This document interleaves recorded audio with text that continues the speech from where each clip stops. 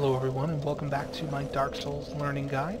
Today we're going to talk about statistics, what they mean for your character, and try to learn as much as we can. I'll try not to be too wordy about it, but this is a really important section, so we're going to take our time. Now this is going to be covering just statistics, so strength, intelligence, dexterity, vitality, things of that nature. If you already know those statistics pretty well, or you feel pretty comfortable in how they work in this game, you don't need to watch this video. But if you want a refresher or get as much out of it as you can, I'd recommend giving it a watch.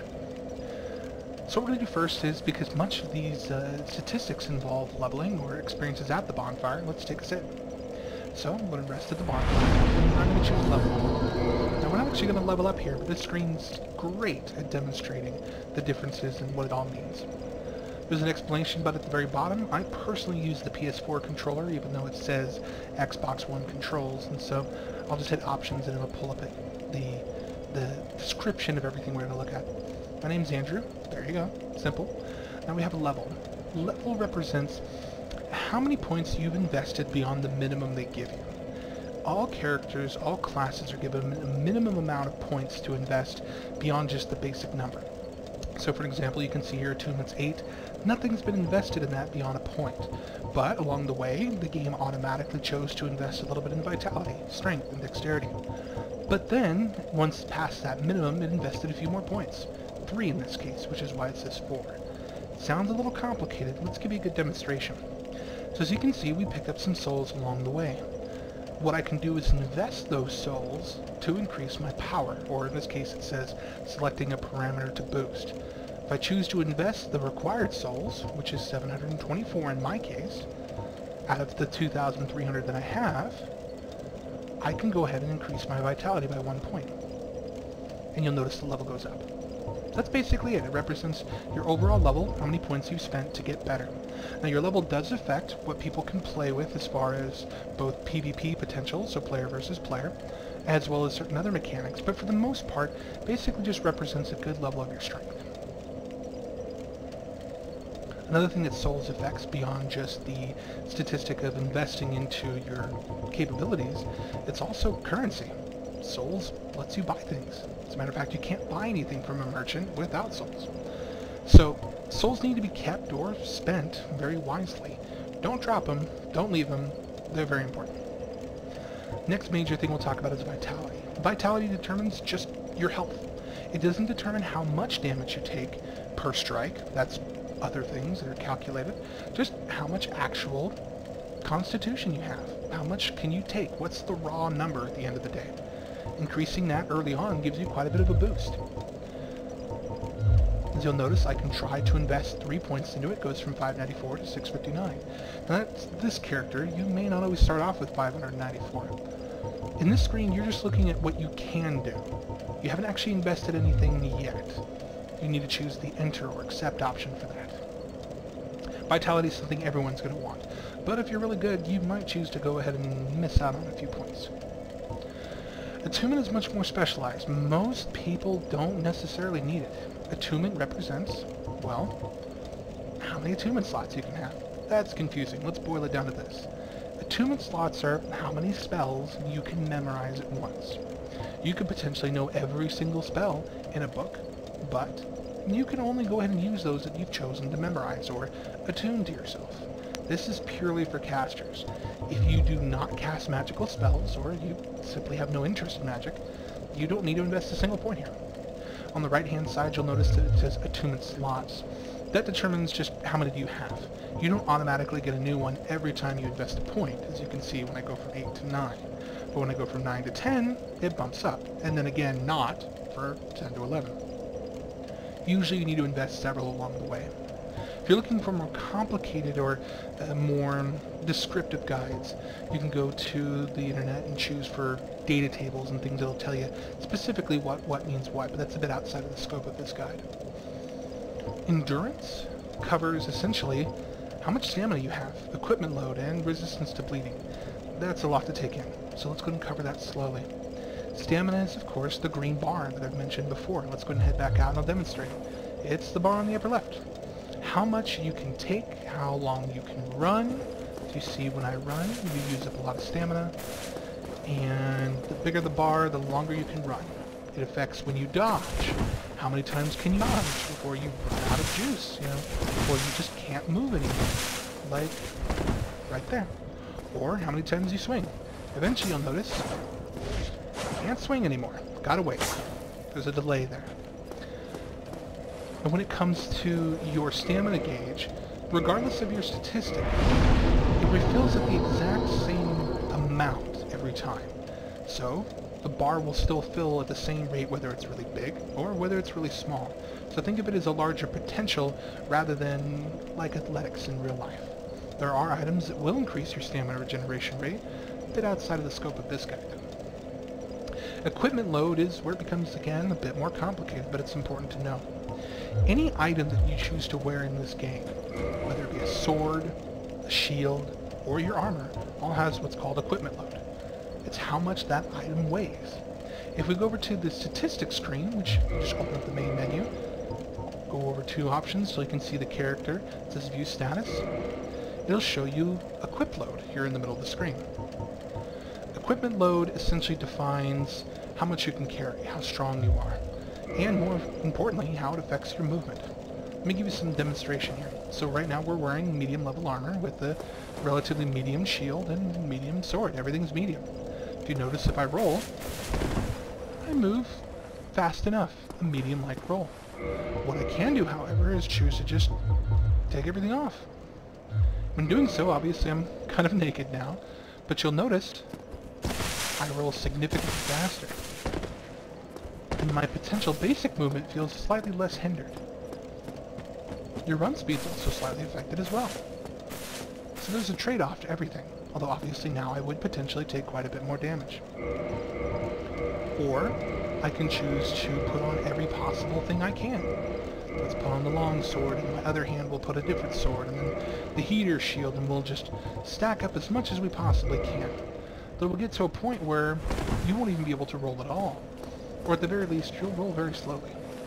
The more actual endurance you have, the more capable you are of carrying heavy things. Every item is different, and so if you choose to go and find out more, simply go to change equipment, and then take a look at what you want. You can also just choose browse and use items.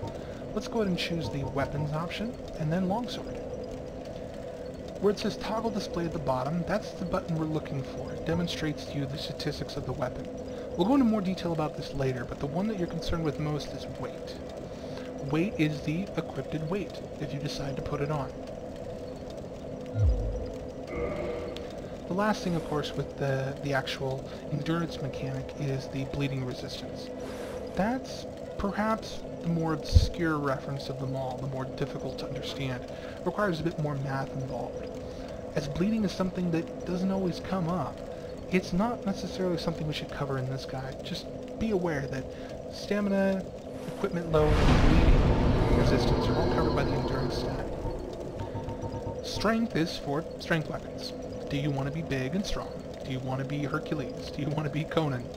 This is the slot you go for. Right now this character starts off with 13.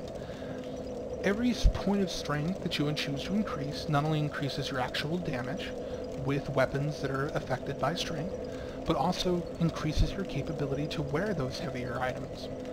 For an example, if you were to pick up a great hammer of some sort, you would need a lot more strength just to put it on. One benefit of strength, or with strength-based weapons, is that you can choose to use a weapon in both hands, using your entire defensive potential to weld it in one setup, and decrease how much strength is actually required. So if I choose the triangle button here, or Y if I was an Xbox One, I'd be wielding this weapon in both hands. When you do that, you do not need as much strength to be able to swing, or strike, or do anything with your weapon. It does affect the movement set, as you can see. I'm no longer slashing horizontally, but instead more vertically at an angle. But it's a really neat thing to know. If you want to be able to use a weapon earlier than you should, try two-handing it. We're going to go a bit more here in a moment into how strength affects your weapons, but that covers the majority of it. Dexterity is something very simple, or very similar to strength. It's for dexterity-based weapons. It has the same general mechanic. The higher dexterity, the more you can use. Also increases your damage. The one downside is it does not decrease, or two-handing a weapon doesn't decrease your dexterity needed. If you're not dexterous enough with one hand, you're probably not going to be enough with both. So, there are some other factors that involve with dexterity.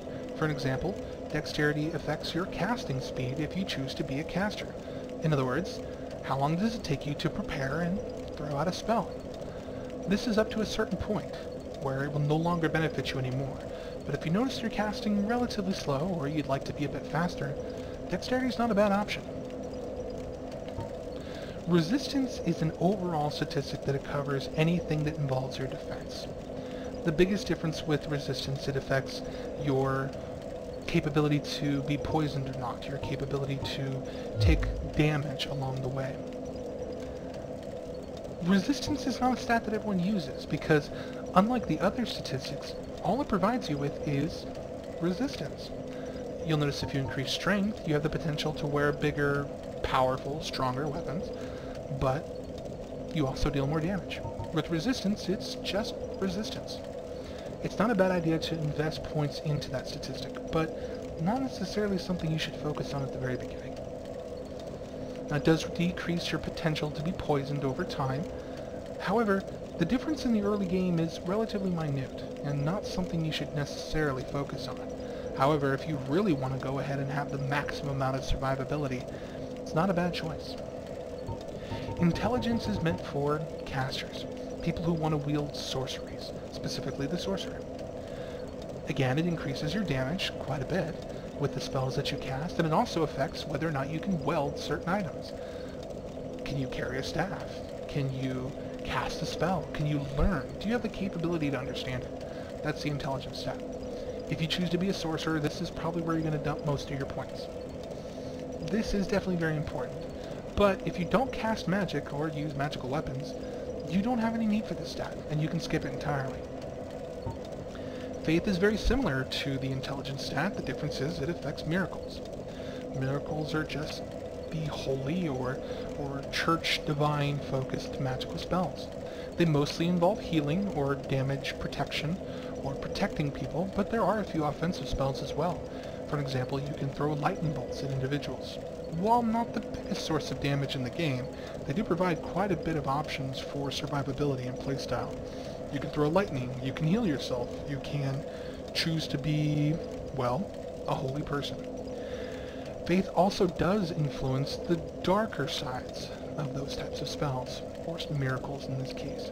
For an example, there are those that basically are dark magic, or what might be considered evil in nature, but still of a faith nature. This statistic will increase those capabilities as well, so you can kind of go dark priest, good priest, it's entirely dependent upon you. Humanity, as you can see here, increases several things. The biggest thing to be of note is your item discovery. The greater humanity you have, the more likely you're to pick up an item. Not necessarily being good.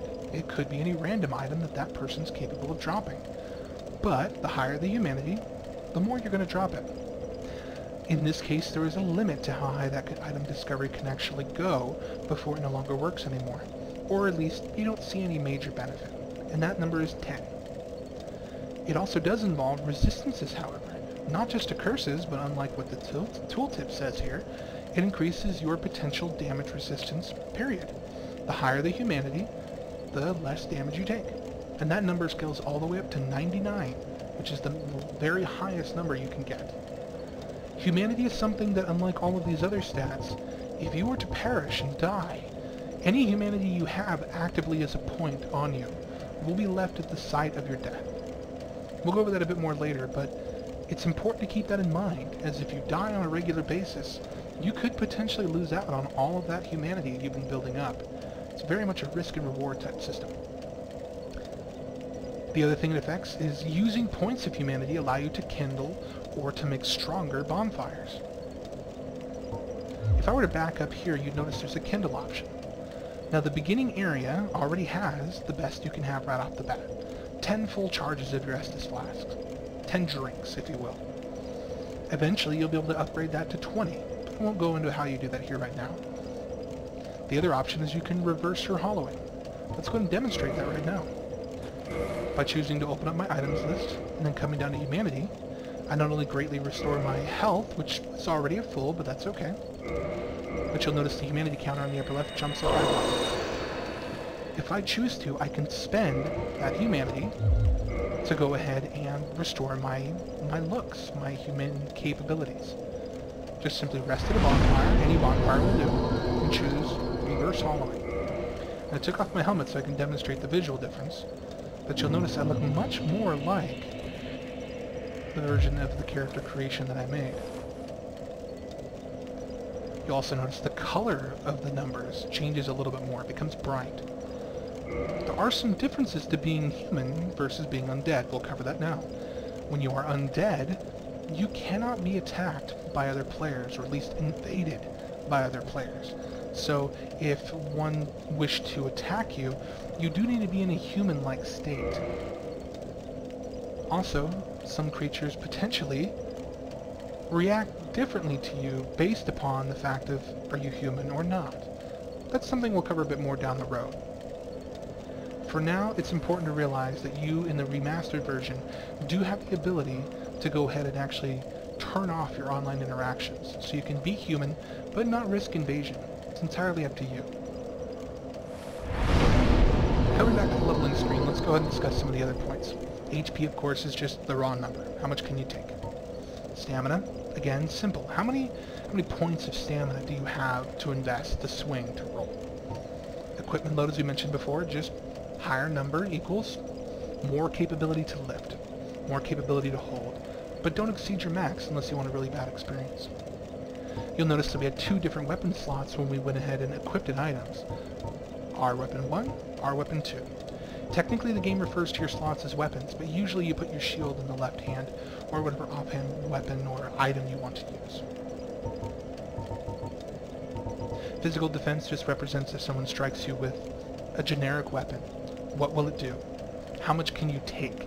This is where I mentioned that it's separate from vitality, because you can have very low vitality but very high defense and still potentially take a lot of damage, because the actual amount that goes through and hurts you is much reduced.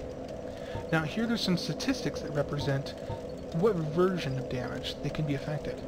Strike would be something similar to a hammer, so this strike damage is slightly more reduced than just standard damage. Slash and thrust are very similar, in that they represent those specific damage types. That's something that can be viewed on the weapon itself, as I demonstrated previously. Magic defense is for magical attacks, those provided by sorceries, against sorcery in general, or weapons that are considered magical in nature. Flame is the same thing. Fire damage. How much goes through? How much hits you? This is based off of your armor, your innate statistics, and whether or not you're wearing anything that gives you a general boost. Same thing with lightning. Lightning's meant for those that are the faith-based attacks. Poise is a very important statistic, and we'll talk about that now, so we'll spend a little bit of time. Poise represents how much damage a person can throw at you, whether blocked or not, before you get caught off guard, stunned, knocked, disoriented as a character. The higher the poise, the more someone can strike you, and the more you can hold your ground. This is an important thing to know, because you can have the most health in the entire game, a large amount of stamina, but if you have low poise, they will knock you off guard repeatedly, and you won't feel like much of a fighter uprange. Conversely, you can have maximum poise that's available, and lower health and lower stamina, and yet you'll still feel kind of like a monster. Poise is traditionally affected by gear. It's not something that a shield will influence. The shield affects your damage, your stamina usage. Instead, gear, like your helmet, your leggings, or your chest piece, influence your poise. The poise has certain thresholds where the actual amount of benefit tapers off. It's not as useful, not as helpful. I'll leave those to online websites to tell you more, so you can master that if you want to. But it is a very important statistic to have if you're going to get up close and take some hits. Bleed resistance is what you might expect. How long does it take for someone to slash you with a weapon that could bleed before you start to bleed out? Now, unlike other games where you can think of it as a poison-like effect where you're slowly bleeding to death, In this game, instead, it's a little bit different. A bar will fill until it hits a maximum amount. That bar, and how long it is, or how much strike you need to take before you start bleeding, is directly dependent on your bleed resistance. Once you hit the maximum, you will take a large percentage of your health and have it automatically taken off. In this case, 30% will disappear.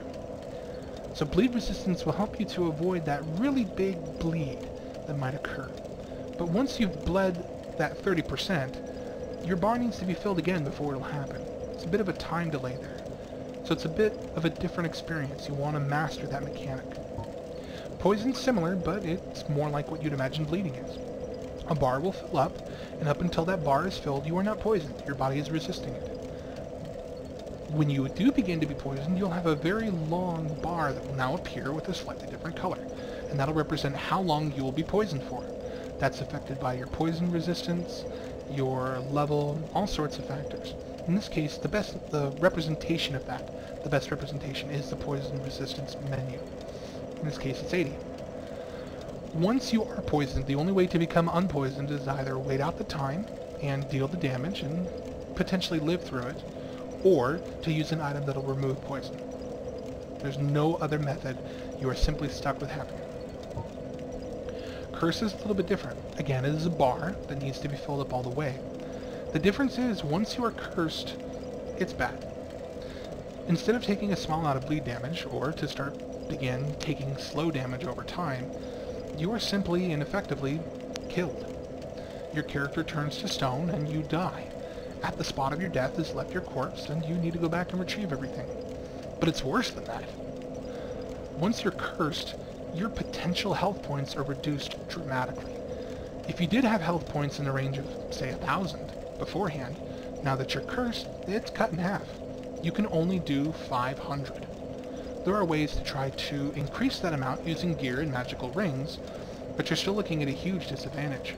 And the only way to fix that is not to die or get your corpse back, or to retrieve your gear and souls, but instead you either have to have a merchant remove the curse, and only a few of them can, or you need to use an item that'll actually remove the curse.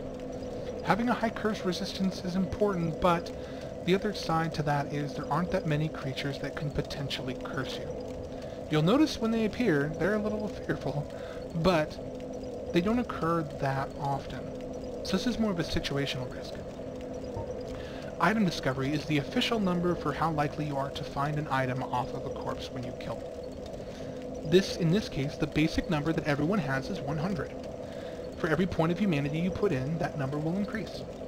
There are other ways of increasing it as well, specifically gear and rings, that'll potentially quadruple the amount of actual chance you have for someone to drop an item. This is something a bit more on the advanced side though, and not something you need to worry about right now. It is helpful, but for the moment, you don't need to worry too much about item discovery unless you happen to be an advanced player and you're looking for something specific. Attunement slots, as I mentioned before, are just how many spells you can memorize. Now this applies to all your spells, so if you have 2 attunement slots, that's it. 2 spells, whether that be sorcery, pyromancy, or miracles, or one of each. Well, in this case, one of the 2. The only way to have one of each would be to have at least 3 slots. This covers the majority of what the screen represents. It's a lot to take in, it's a lot of numbers, a lot of math. You're probably bored to tears. But that covers it all. Once you've memorized these, or at least have a good handle on them, you don't need to know too much more about statistics. Now technically, you can learn more about weapons. And that's something I'll discuss here in the next video because, well, they're important to know too. And specifically, not just how to swing, but how much damage you're going to deal, and are you wasting your points? So that'll be the next video that we cover here. If you have any questions about this, or if you feel it's been too wordy, too complicated, if you're a little concerned it's a bit too much, please go ahead and leave a comment. I can go ahead and try to describe a little bit better, a little bit more succinctly, and we can go from there. But if you like this video, please give it a like. If you want to subscribe for more tutorial videos on Dark Souls and other content that I'll be producing, just please hit the subscribe button. If you don't like it, just hit dislike, and have fun. We'll catch you next time.